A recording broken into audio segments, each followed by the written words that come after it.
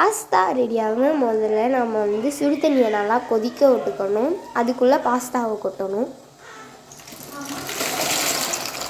இப்போ நம்ம கொட்டியாச்சு. அடுத்து தேவையான உப்பு போட்டுக்கணும். பாஸ்தா வேகிற வரைக்கும் பாயில் பண்ணிட்டு அப்படியே இறக்கி வச்சிடலாம். பாருங்கள், நல்லா கொதிக்குது, ஸ்டீம் நல்லா வருது. இப்போ வெந்துடுச்சு. ஸ்டவ் ஆஃப் பண்ணி இறக்கி வச்சாச்சு. இப்போ கோல்டு வாட்டர் ஊற்றி நல்லா வாஷ் பண்ணி எடுத்துக்கணும். அப்போ தான் ஒன்றோட ஒன்று ஒட்டாது.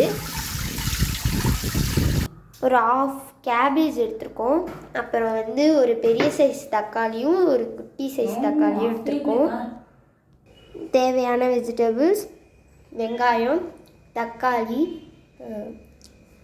பச்சை மிளகாய், கேரட், பூண்டு, அப்புறம் கேபேஜ்.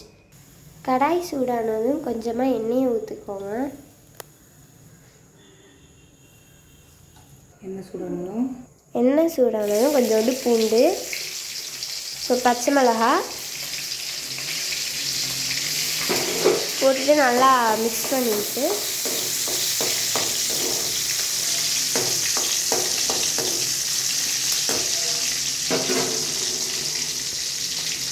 வெங்காயம் நல்லா மிக்ஸ் பண்ணி விட்டுக்கணும். வதக்கணும் நல்லா. இப்போ வந்து வெங்காயம் வதங்கிடுச்சு. அடுத்தது தக்காளி போட்டுக்கலாம்.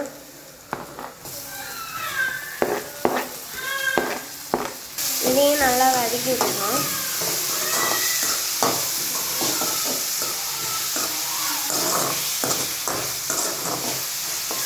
இப்போ கேரட் போட்டுக்கலாம்.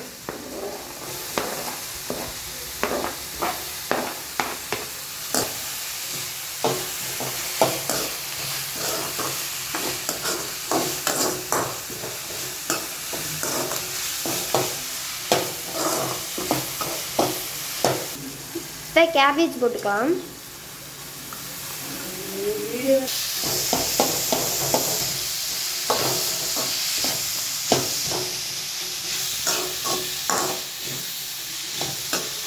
கொஞ்சோண்டு சோயா சாஸ் அப்புறம் சில்லி சாஸ் ஊற்றிக்கணும்.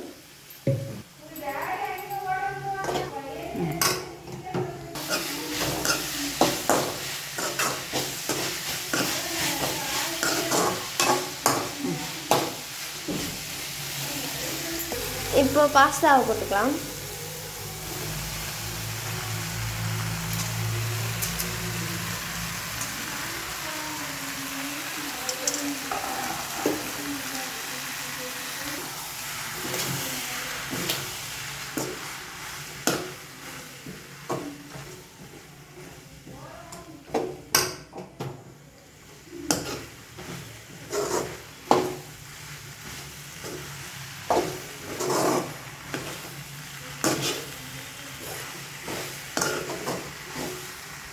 இப்போ நம்ம போட்டிருக்கிற பாஸ்தா வந்து மிக்ஸ்டு சிறுதானிய பாஸ்தா.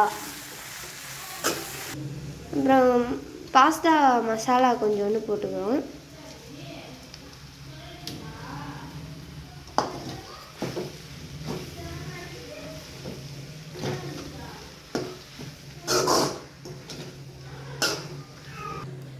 உப்பு கொஞ்சோண்டு போட்டுக்கணும் தேவையான அளவு.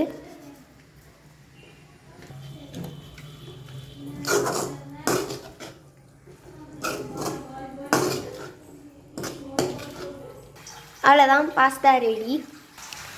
சாப்பிட்டு பார்த்தீங்கன்னா செம்ம டேஸ்ட்டாக இருக்கும். இந்த வீடியோ பிடிச்சிருந்தா லைக் பண்ணுங்கள். பாய் பாய்.